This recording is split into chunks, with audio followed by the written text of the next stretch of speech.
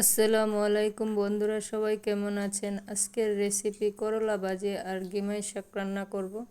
দেখবেন, ভালো লাগলে লাইক সাবস্ক্রাইব করে পাশে থাকবেন। অবশ্যই একটা লাইক দিয়ে ভিডিওটা ফুল দেখে কমেন্ট করবেন।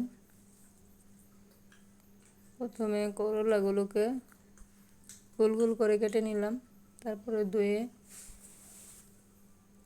ছেঁকে রাখলাম।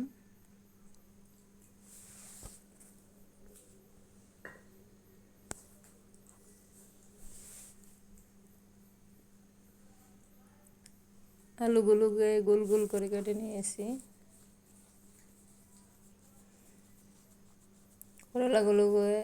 আলুগুলোকে গোল গোল কাটে দেখতে সুন্দর লাগে। পাতলা পাতলা করে কেটে নিয়েছি গোল গোল করে। পেঁয়াজ, রসুন, কাঁচামরিচ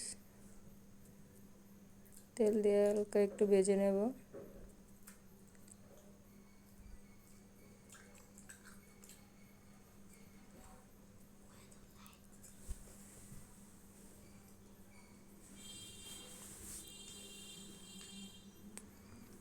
ভাজা হয়ে আসলে আলুগুলো দিয়ে দেব।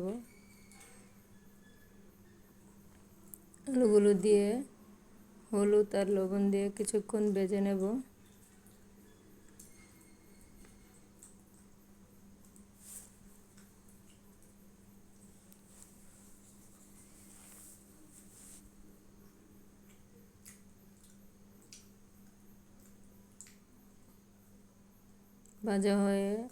কিছুটা ভাজা হয়ে আসছে, তারপরে করলাগুলোকে দিয়ে দিলাম। দিয়ে আলু করলা একসাথে মিক্স করে কিছুক্ষণ ভেজে নেব।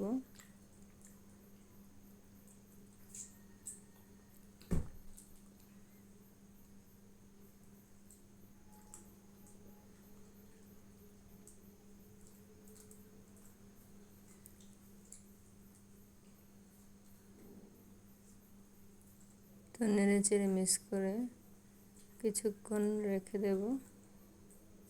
অল্প আছে, আস্তে আস্তে ভাজিগুলো ভাজা হবে।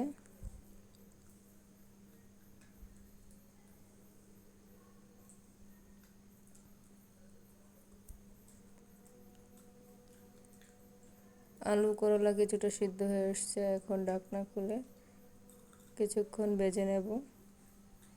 আস্তে আস্তে ভাজা হয়ে গেছে, উঠিয়ে রাখলাম। যারা যারা এ পর্যন্ত দেখেছেন অবশ্যই একটা লাইক দিয়ে দিবেন, আর চ্যানেলটা নতুন হয়ে থাকলে সাবস্ক্রাইব করবেন, কমেন্ট করবেন।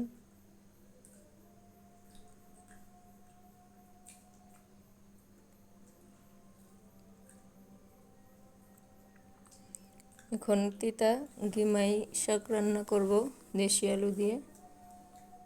শাকগুলোকে প্রথমে বেছে রেখে দিলাম, তারপরে ধুয়ে নেব। ধুয়ে কিছুক্ষণ হাঁড়িতে ছেঁকে রাখবো। আলুগুলোকে কেটে ধুয়ে নিলাম। ভিডিওটি ভালো লাগলে লাইক দিয়ে দেবেন।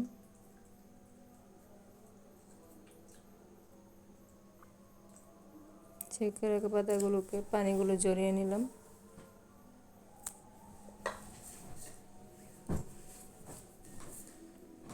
শাকগুলো রান্নার জন্য পেঁয়াজ, রসুন আর কাঁচামরিচ কেটে রাখলাম।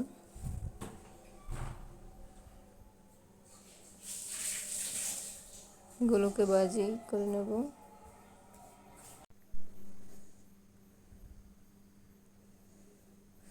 পেঁয়াজগুলো ভেজে কাঁচামরিচগুলো দিয়ে কিছুক্ষণ ভেজে আলুগুলো দিয়ে দেব।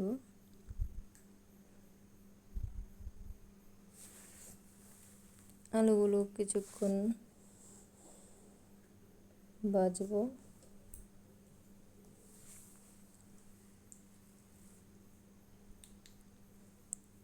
হলুদ আর লবণ দিয়ে দেব,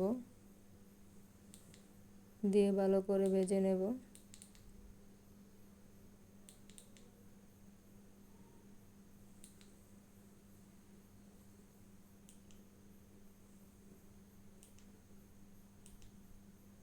হলুদ লবণ মিক্স হয়ে আসলে কিছুক্ষণ ডেকে আলুগুলো কিছুটা সিদ্ধ হয়ে আসবে, তারপরে একটু ভাজি হয়ে আসছে।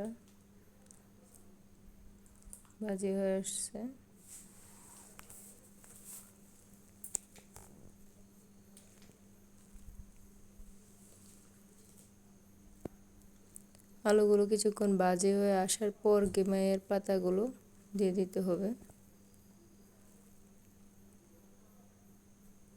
গিমাই শাক পাতাগুলোকে নেড়ে চেড়ে মিক্স করে নিব। আলুগুলো ভালোভাবে ভেজে না দিলে পাতাগুলো দিলে আঠা হয়ে যাবে, তাই আলুগুলোকে ভালোভাবে ভাজি করে নিতে হবে।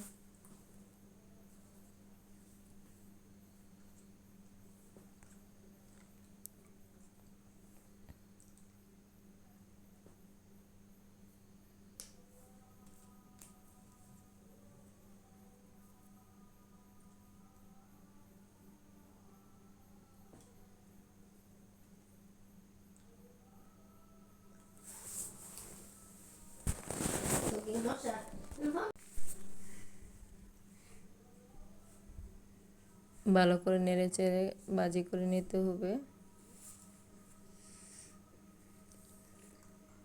করলা ভাজি আর গিমাই শাক দুইটা রান্না যারা যারা এ পর্যন্ত ছিলেন তাদেরকে অসংখ্য ধন্যবাদ।